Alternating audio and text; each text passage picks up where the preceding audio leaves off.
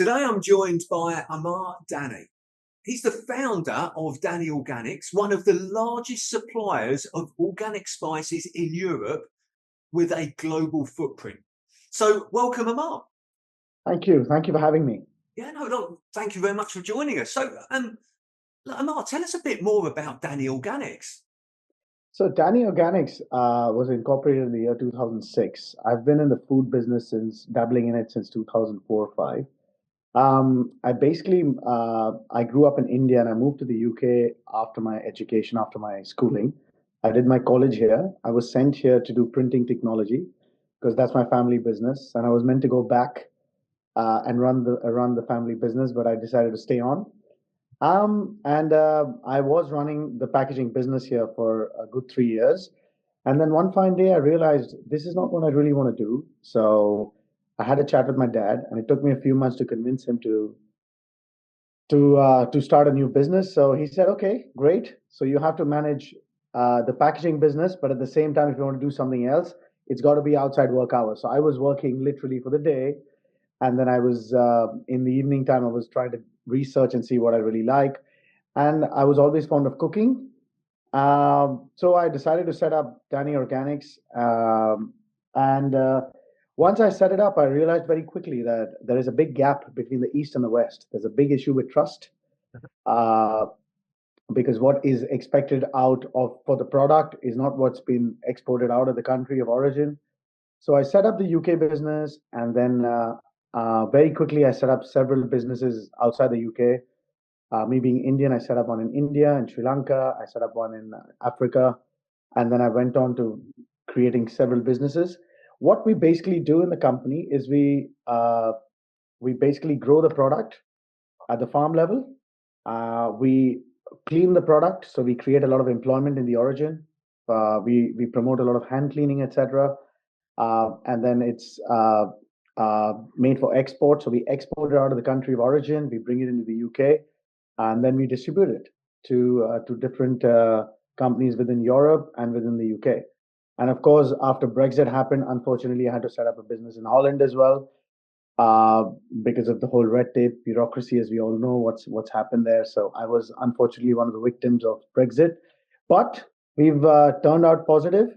So our Dutch business is focused more on Europe, and our UK business is focused more on the UK. So it's actually turned out to be pretty good. The main business is, we are a sustainable supply chain solution business with sustainability. So we focus on sustainable supply chains where we promote sustainability. We also promote welfare for the farms. We promote welfare for the villages. We also have 3 schools at the moment. Where we are basically running the school. So a small percentage of all the money that's made in all of these companies is given. So yeah, that's Dani Organics in a gist. Thank you for that explanation, and that's great. And I love all the different sort of parts that you've got there. And actually, I've mentioned it a few times on this, on this podcast when I've spoken to people. But what it really reminds me of is the Japanese word ikigai. And ikigai, you may have come across it before. And by the way, I may be mispronouncing it, but it's your reason for being. Absolutely, yes, 100%. Yeah, your ikigai is formed of 4 different things. It's formed of what you enjoy, what you're good at, what the world needs, and something that you get paid for. And what resonated with me when you were giving that explanation is that all of those things that you were saying, right from actually you worked out what you enjoy, that you enjoy cooking, and that led you to, okay, well, what's needed? Okay, well, there's this confusion between the East and West and lack of trust, and it all fitted into actually that. So I think, I think that's great. You seem to have found your ikigai. Yes, yes. I would say that it's more. I've basically followed my passion. I'm Yeah. a clear example of someone who's followed his passion, and success has been a byproduct. And do you think that's important for anybody setting up a business to link it to a passion, for it to be something that they're passionate about? I actually think that is one of the most important things because when I was running the packaging business, I was doing okay. I wouldn't say I was doing it badly. However, I didn't have that ikigai, as you say. I wouldn't didn't have that drive. Mhm. I I, I was doing it well, but I was not getting that satisfaction when I was coming home. With this business, for me, I live it, I eat it, I breathe it, I drink it, I enjoy every single minute of it, the good part, the bad part, and I just enjoy working. And when you enjoy working, then you don't feel as if it's work. It's just fun. What's the saying? If you enjoy your work, you'll never work. Or if you enjoy what you do, you'll never work a day in your life. Absolutely, yeah. That's exactly where I am. I get to travel. I see the positives of stuff. I change communities. I'm going and helping farmers. I'm seeing them build their houses. I'm seeing them build product. I'm seeing them get rich. Giving whatever I can for the community. So all of that brings a lot of pleasure. Of course, I make money.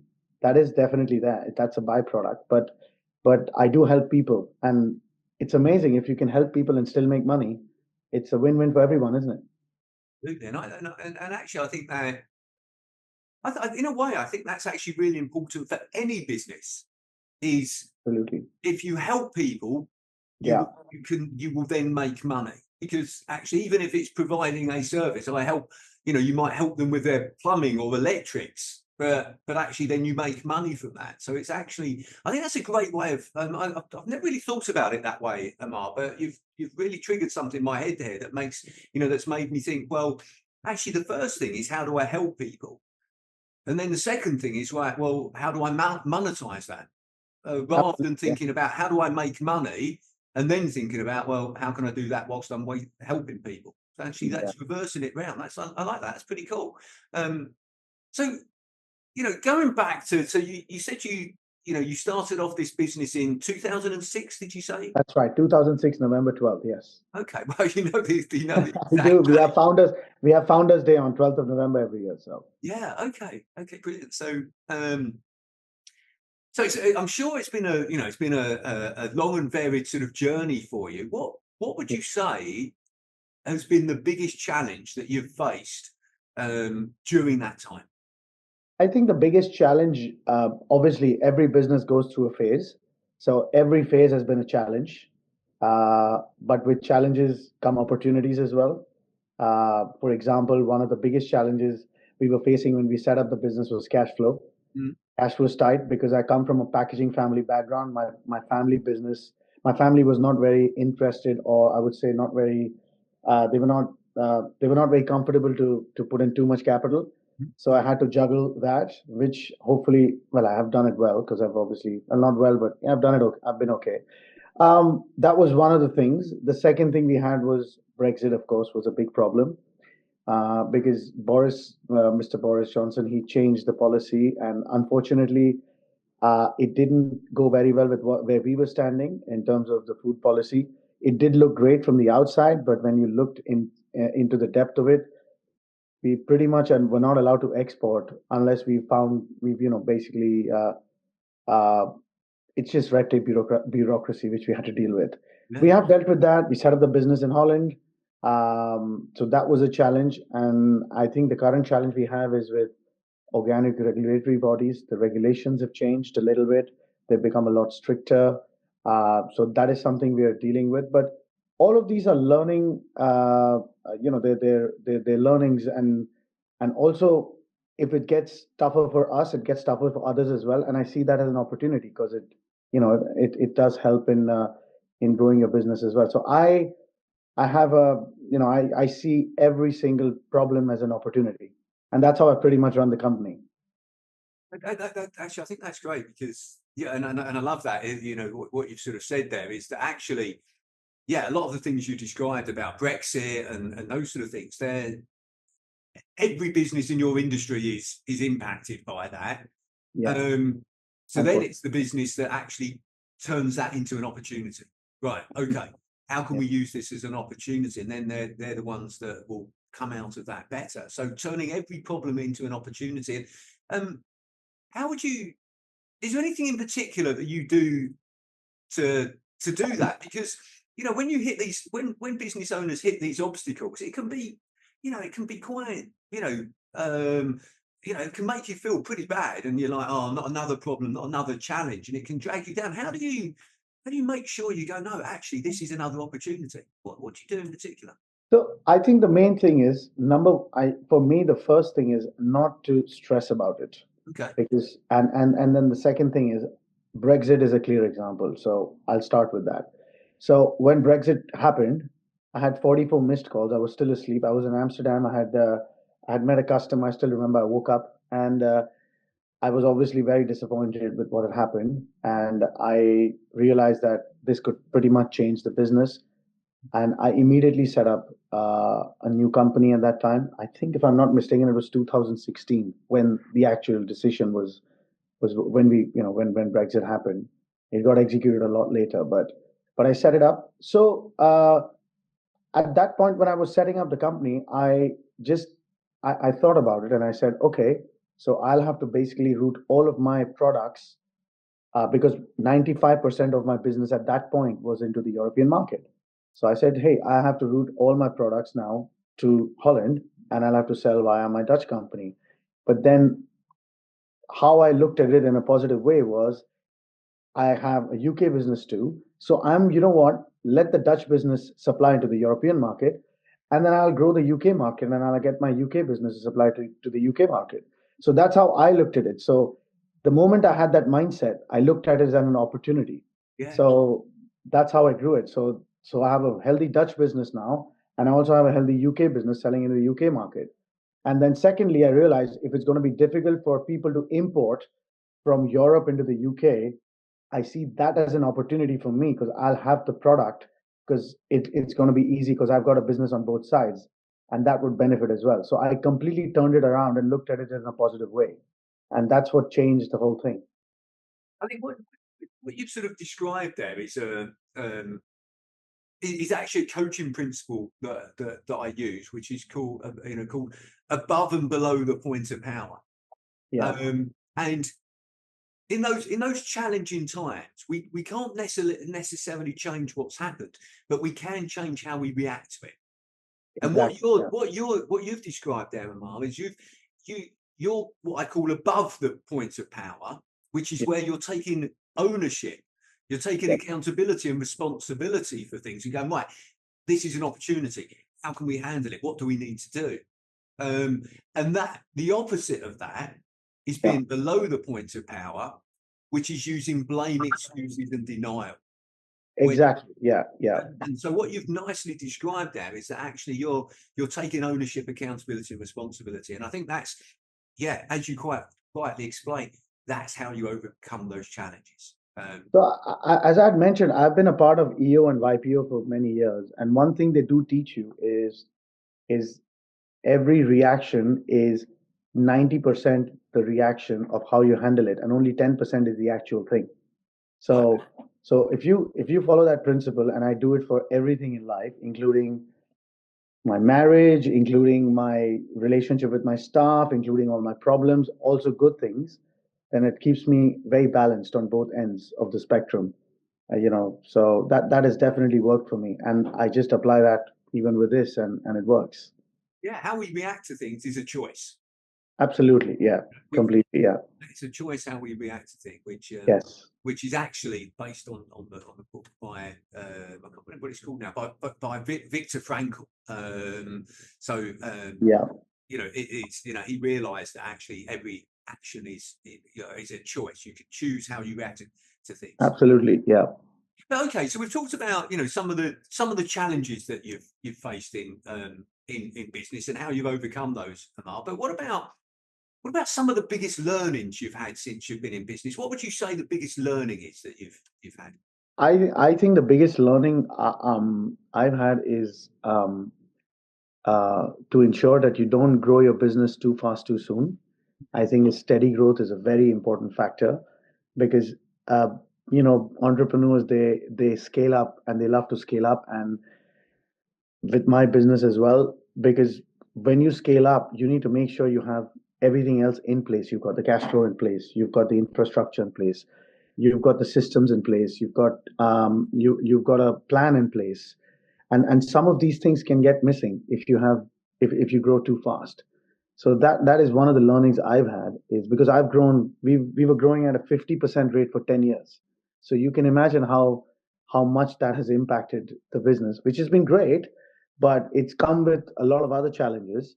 And then when you reach a certain level, and if your infrastructure in terms of IT, in terms of staff, are not at that level, then it could come crumbling down as well very quickly. So that is one of the learnings, that as you grow slow, but at the same time, you also need to make sure that you have everything else in place in the background to support that growth.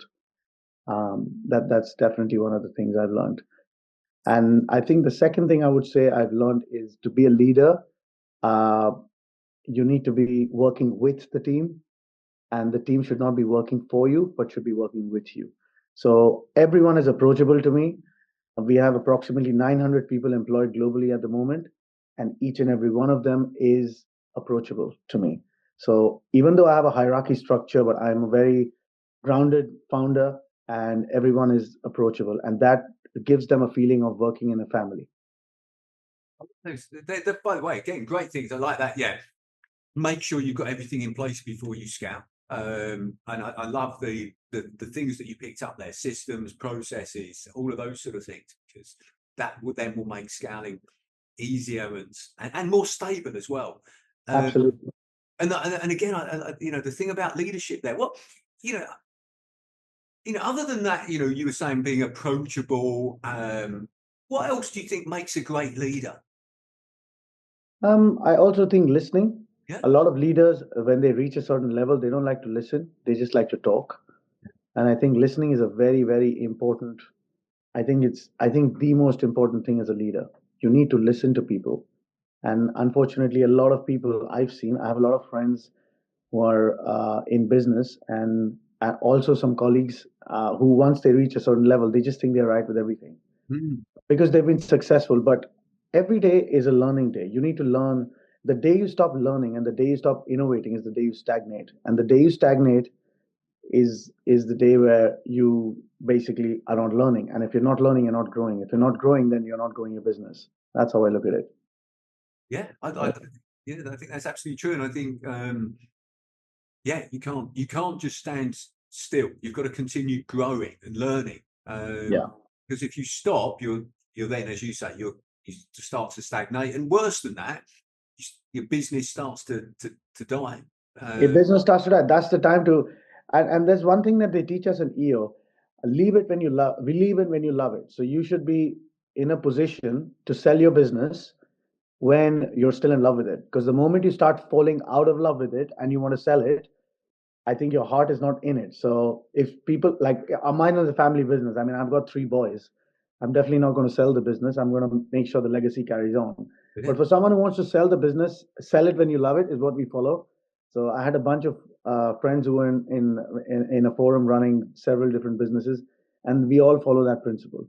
So sell it when you love it. So I know it doesn't sound right, but that always works. No, but I think again, I get it. That's a sensible thing, because yeah, that means that you're at that level, that you're at that sort of peak point. Yeah, If you sell it, if you start to fall out of love with it, then you might be selling it for the wrong reasons. It might be below peak absolutely. value.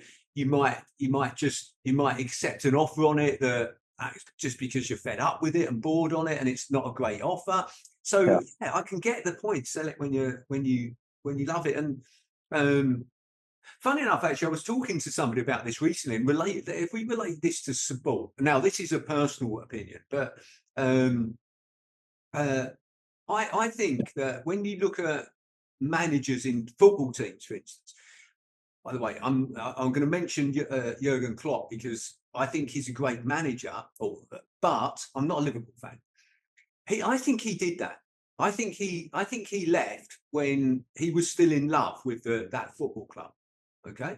And he left it in a great position. And then recently, I don't know when this podcast is going to go out, but recently, Arnold Slot has won the league this in his first season, Yeah. because it was handed on when it was in a great condition. The opposite of that, in my opinion, was Alex Ferguson. Yeah. who He handed just carried on and on and on and on, and then in the end, it obviously, yeah, but yeah, that, and you're right, absolutely. when he handed it over, it was then really difficult for somebody to take that to the next level and be successful with it. And Manchester United have slipped down the Yeah, table over yeah, the last few years. So yeah, I know I'm relating it to sport, but I get what you mean now. I think that's good. yeah. So that's a great bit of advice. What advice would you say to, or what would you say to anyone thinking of going into business? I would say that being an entrepreneur is great. It's a journey. Mhm. Going into a business is going into a journey. There's going to be lots of pluses, lots of minuses, lots of ups, lots of downs. But if you love what you do, it's it's like a match made in heaven, because what you're gonna do is you're gonna basically be satisfied every single day of your life, because you're basically doing what you love. So that is the advice that I would give. And secondly, as I said, when you set up a business, don't grow too fast too soon. Go a bit slow and then go step by step. Great advice. And on that note, a slightly different question, Yeah. because that was some advice of people going into business. If What's the best advice that you would give to an 18-year-old you? So if you could go back and speak to yourself when you were 18, what would you say to yourself? Was it relating to business or personal or what? Or anything or what? Anything. What advice would you give yourself as an 18-year-old? Mm, I would say focus more on your education, Okay. because I think that is, I'm not an MBA. Mm, I started doing business when I was very young, yeah. and my family's never been into academics. I am a BCom. I've done my bachelor's, but I do believe that if I had done masters, I think today maybe the business would be a lot bigger than what it is today, because the systems, I would have learned all of that, and that would have really helped me today. So that is one thing I would say, is focus on your education before you start. Make sure that you're well educated. I like that. I think that links into also what you were sort of saying as well is, yeah, before you start, make sure you're well educated. And then, and as you were saying earlier in this conversation, continue that education. Every day's a learning day. Every day is a learning day. Yeah, Don't think, right, I'm educated now, I don't need to learn anymore. Keep learning. Keep yeah. Keep learning. Absolutely. Yeah, great. yeah. Well, look, thank you for that, Amir. And I really appreciate you taking the time to speak with me today and It's been a pleasure. about your business and your journey. So thank you very Thank much. you so much. Great. Thank you.